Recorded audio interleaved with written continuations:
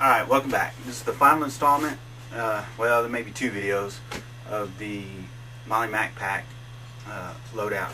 And I have a couple of requests. One is to show the actual cinching down of the stuff sacks, and one to show the how I put the cinch straps on the rear panel, and also to show how I pack everything up in stuff sacks.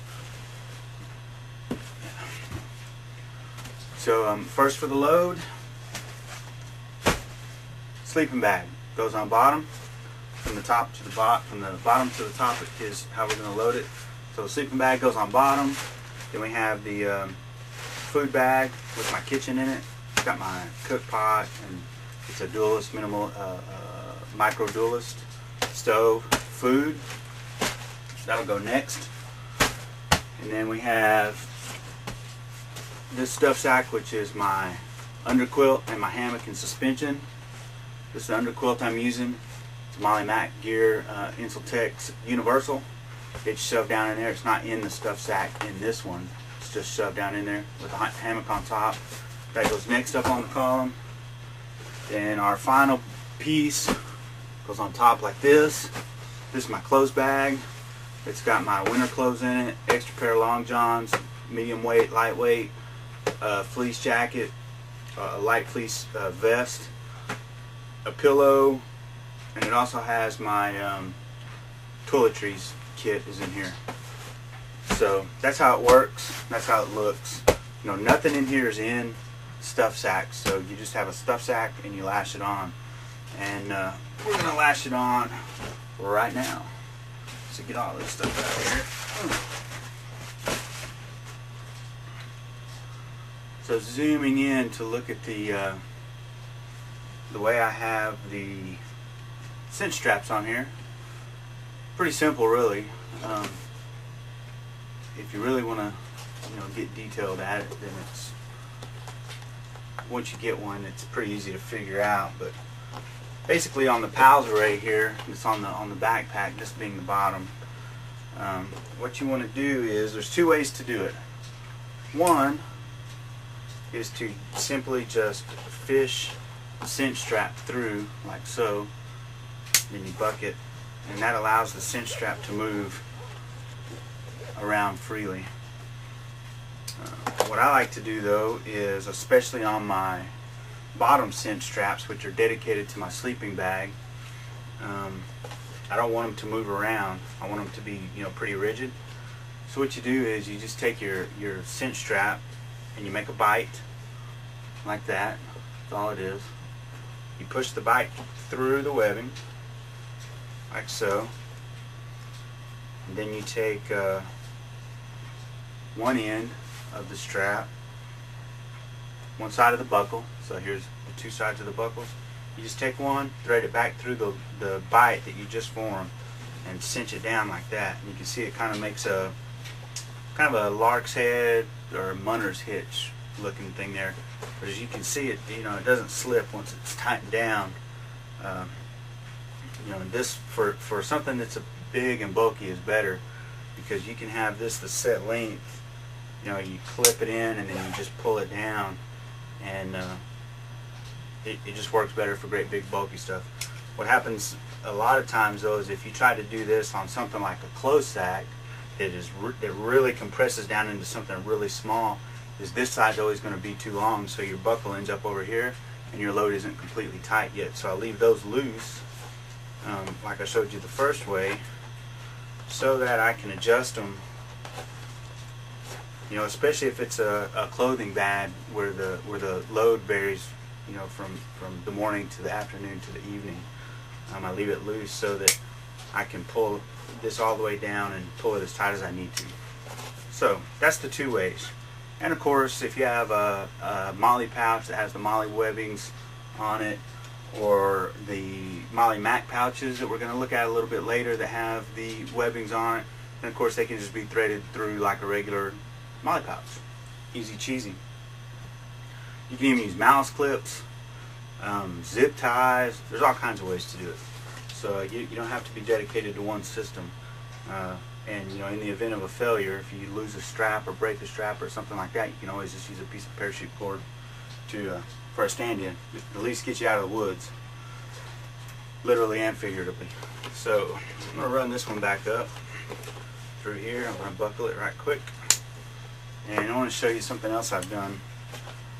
For me, quicker loading, I alternate the color of my cinch straps. So I have black ones on the bottom, and the next setup is gray. And then the next setup is black, and then the next setup is gray. So I have black, gray, black, gray. And the reason I do that is because having all black, it's just maddening, you know.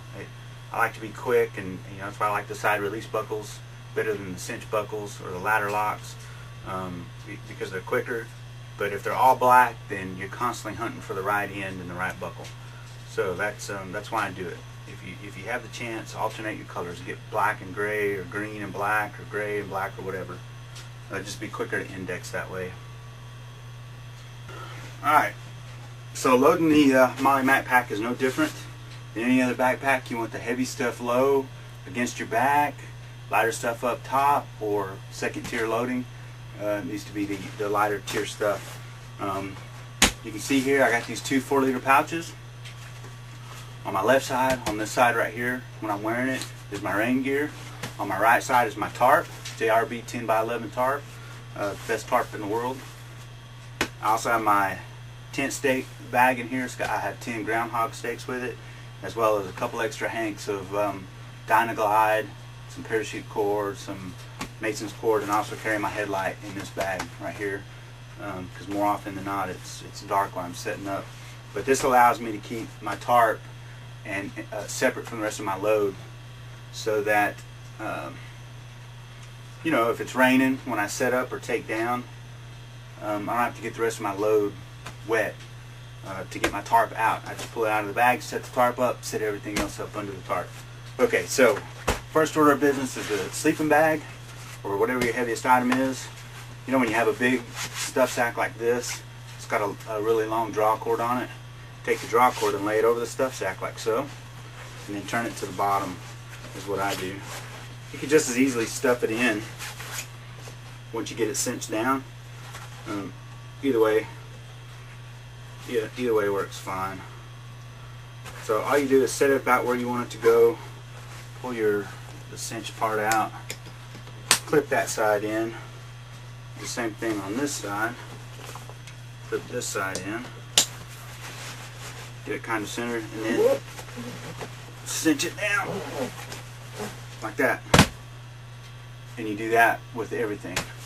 Very simple, easy, doesn't require a whole lot of, you know, it's not rocket science. Next bag up for me is my food bag. I put it here, make sure that it's kind of compressed. So same thing, clip it in, snug it up. It doesn't have to be super tight to hold in there.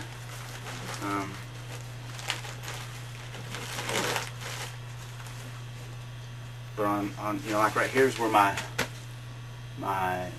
cook pot is and all that, so it's kind of it doesn't compress very well. So you have to just make sure it's on there. One thing I found is I made a pot cozy, and the pot cozy really helps hold that thing in there very well. Again, pull this around, snug it down. That's all there is to it. These really long tails like this, you can double them up, you can push them under the next one, in between like this, which is what I just normally do, shove them in there like that. Okay, next bag up is the hammock bag, the hammock stuff sack. Again, got a really long draw cord on this thing, roll it to the inside, you know, and I do that. You know, the draw cords hanging out bother me, especially bushwhacking. It constantly catch on stuff, rattling around, making noise. Suck it down. What you'll notice too when you're doing this is, you know, that this stuff sack pushes on this one pushes on this one. It gives the whole thing, you know, more rigidity the whole pack frame, because it's, you know, basically it's a cloth pack frame, and there's no frames. It just stays, so nothing's locked together. Everything's able to move, and this helps stabilize the whole thing. The stays just keep it from collapsing, but they don't add a whole lot of stiffness to the pack, but the load does. So the stiffer you make the load, the stiffer the pack is. Last one is our clothing bag. Stick it in the top right here.